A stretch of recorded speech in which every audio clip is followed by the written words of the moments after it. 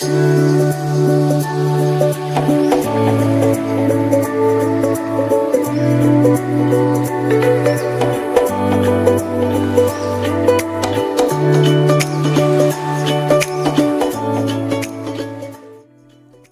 এপিসোডে প্রমিস করেছিলাম সকাল হতে না হতেই আপনাদেরকে দেখাবো জানলার বাইরে আমাদের ভিউ, আর ঠিক তাই করলাম ঘুম থেকে উঠেই। জানলার বাইরের ভিউটা এটাই থাকবে আসছে দুদিনের জন্য, ভাবলেও মনটা ভালো হয়ে যায়।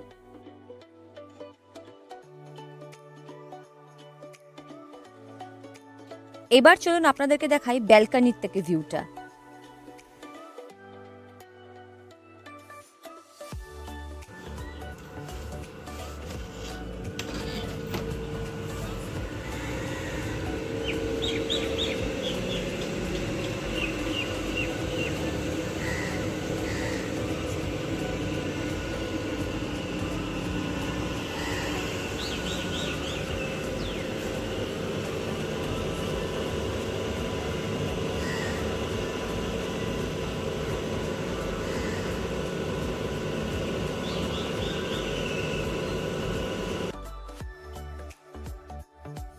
মর্নিং টি বা কফির জন্য আপনাকে কোথাওই যেতে হবে না, সব সামগ্রী রুমেই আছে।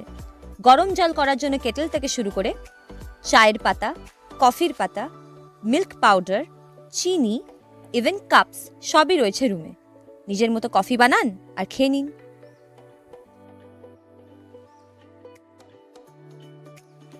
এটা হচ্ছে রিসর্টের নিজস্ব রেস্তোরাঁ। আমাদের যে কমপ্লিমেন্টারি আনলিমিটেড ব্রেকফাস্টটা আছে ওটা আমরা এখানেই করতে চলেছি। আর ব্রেকফাস্টের অ্যারেঞ্জমেন্ট জাস্ট দারুণ। কর্নফ্লেক্স, মিল্ক থেকে শুরু করে সাউথ ইন্ডিয়ান প্লাস পোহা, তারপর ফ্রুটস, জুস সব কিছুই রয়েছে, আর আপনি সেটা আনলিমিটেড এনজয় করতে পারেন।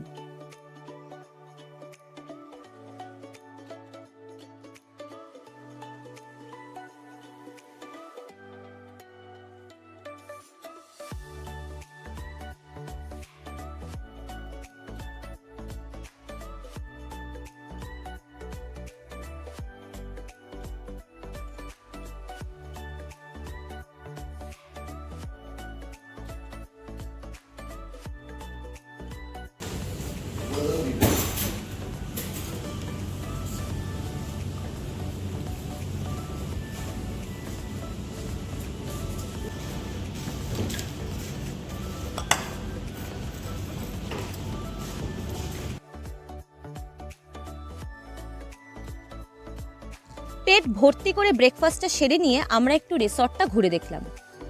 এই যে রাস্তাটা দেখতে পাচ্ছেন এটা হচ্ছে পিছন দিকের রাস্তা। আগে বিচের ওপর দিয়ে গাড়ি চালিয়ে রিসর্ট বা রেস্টুরেন্টে এন্ট্রি নেওয়া যেত। সিকিউরিটি পারপাসের জন্য এখন সেটা বন্ধ। এখন এই পিছনের রাস্তা দিয়ে আপনার বুক করা যে কোনো রিসর্টে আপনি পৌঁছে যাবেন। ঢুকতেই দেখতে পাবো রিসেপশন। রিসেপশনের পাশেই আছে স্পা সেন্টার।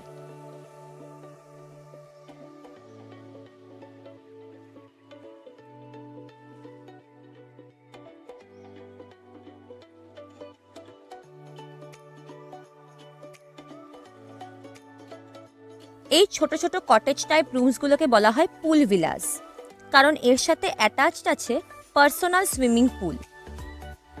এই সুইমিং পুলটাতে শুধু যারা পুল ভিলাসের লোকজন তারাই ইউজ করতে পারবে। বাকিদের জন্য আরেকটা পুল আছে যেটা একটু পরে দেখাচ্ছি।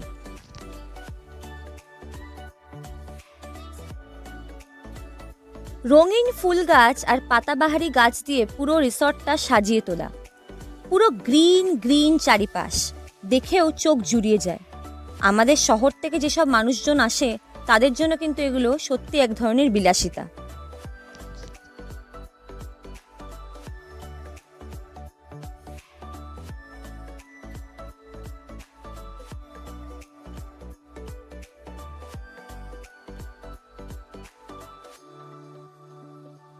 পুরো রিসর্টটাই যেন সবুজ, নানা রকমের গাছ দিয়ে সাজিয়ে তোলা।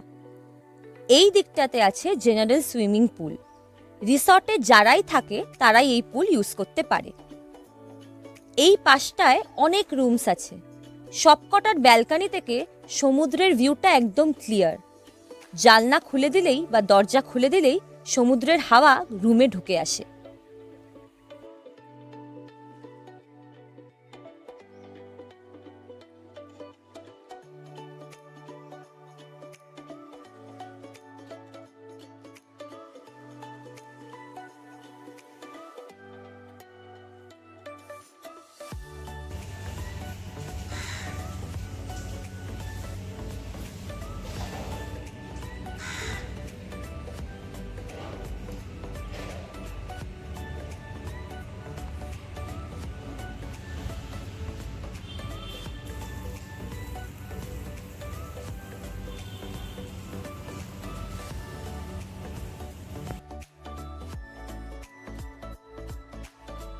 ছোটোখাটো ফ্যামিলি গ্যাদারিংস বা ডেস্টিনেশন সেলিব্রেশনের জন্য আছে ব্যাঙ্কোয়েট হল। ব্যাঙ্কোয়েট হলটা পুলটার একদমই পাশে। ওটা বন্ধ ছিল তাই দেখাতে পারছি না, বাট শোনা কথা যে এখানে 50 থেকে 70 জন খুব আরামসেই ধরে যায়।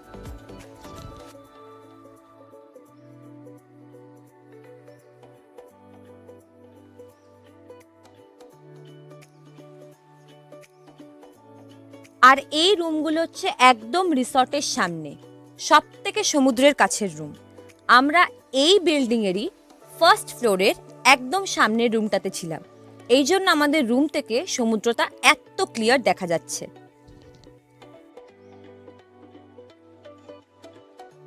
বড় বড় বাগান দিয়ে ঘেরা এই রিসর্টটা। বাচ্চাদের জন্য দোলনা, স্লিপ সব রকমেরই জিনিসপত্র আছে।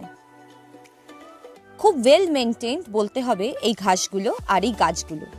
আর ওই যে আঙুল দিয়ে যেটা আমি দেখালাম ওটাই হচ্ছে আমাদের রুম।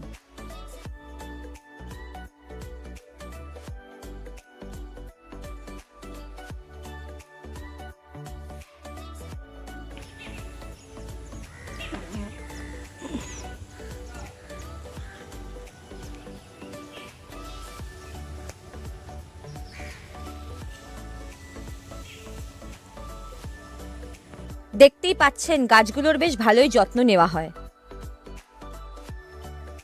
আর এই যে রিসর্টের গেটের বাইরেই সমুদ্র আর খোলা আকাশ। কি হাওয়া দিচ্ছিল সেদিন, আর দারুণ একটা ওয়েদার হয়েছিল, না বেশি গরম না বেশি ঠান্ডা, অসম্ভব ভালো লাগছিল।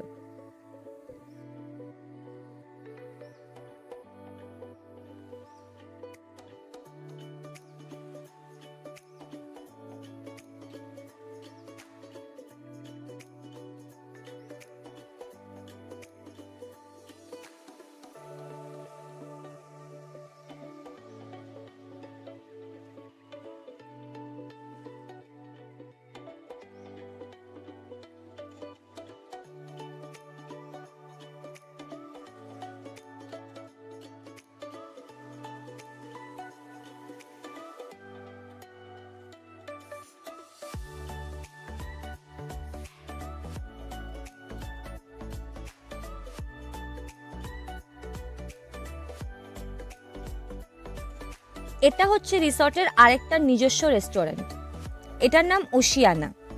এটা রাতে খোলা থাকে আর তার সাথে একটা স্ন্যাক্স কাউন্টারও আছে। এটা ওই ইভিনিং টাইম থেকে খোলা থাকে। বিকেলবেলা যখন এখানে এসে আমরা বসবো তখন আপনাদেরকে এই জায়গাটা ভালো করে দেখাবো।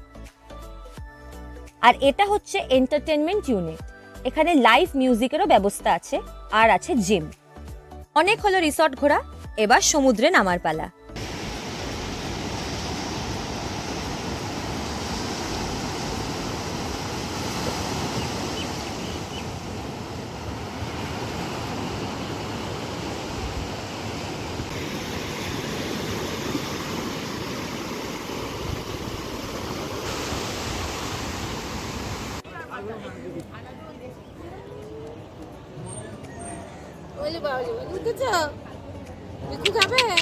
বিক্কু খাবি?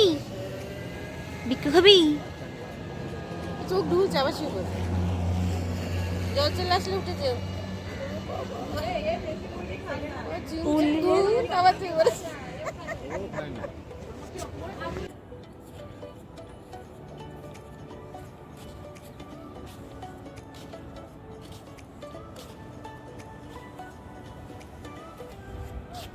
লাল কাঁকড়া ভর্তি ছিল, সব ঢুকে গেছে।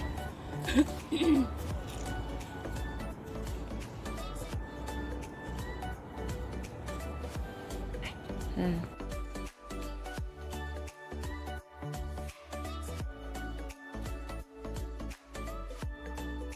বেশ কিছুক্ষণ সমুদ্রে পাগল নৃত্য করে আমরা বেরিয়ে পড়লাম আশেপাশটা ঘুরে দেখার জন্য। আমরা কিন্তু শুধু মন্দারমণিতেই ছিলাম না, আশেপাশে সব বিচ ঘুরে দেখেছি।